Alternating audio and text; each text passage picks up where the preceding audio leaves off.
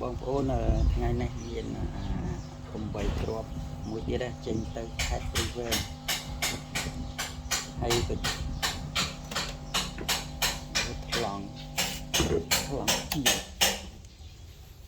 ជាងធ្វើសំណង់នៅចិត្តទៅខេត្តព្រៃវែងស្រុកព្រះស្ដេចហើយនេះខ្ញុំដាក់រង្វាស់មើលភ្លើងអាគុយឥឡូវខ្ញុំចាប់12វ៉ុលទៅមើលខ្ញុំចុចលើជើងបាគុយនេះ12វ៉ុល53ដល់អានេះចុងវាទេនេះ12វ៉ុលក្បៀស50មើលខ្ញុំច្បាច់ផ្លេទៅធ្លាក់នេះអត់ទាន់គោះខ្ញុំគោះមើលយើងគោះអត់ដឹង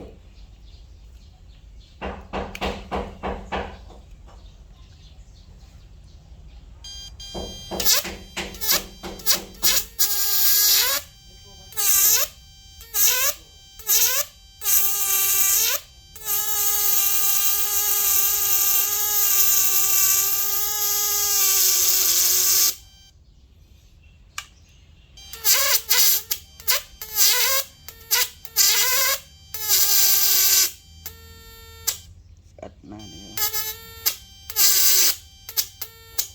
តែពេលយើងចុចទៅអាលេខ12វ៉ុលនេះធ្លាក់នៅសល់11វ៉ុលហ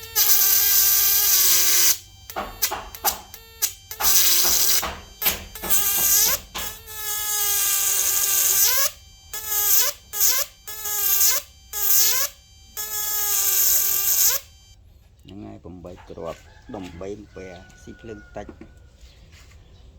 ប៉ុណ្ណឹងចាស់ផ្លិចសាក់អាភ្លើងពូលឲ្យមើលវាភ្លឺអត់វាធ្លាក់ភ្លើងដែរអត់នេះ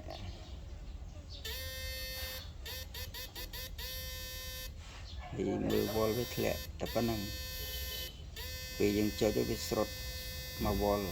ប្រឡែងមកវិញឃើញទេ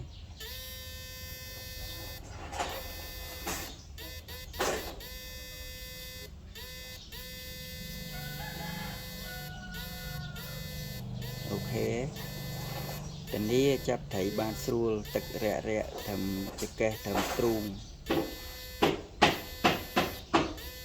ចុះធ្វើទ្រូងចុះខំ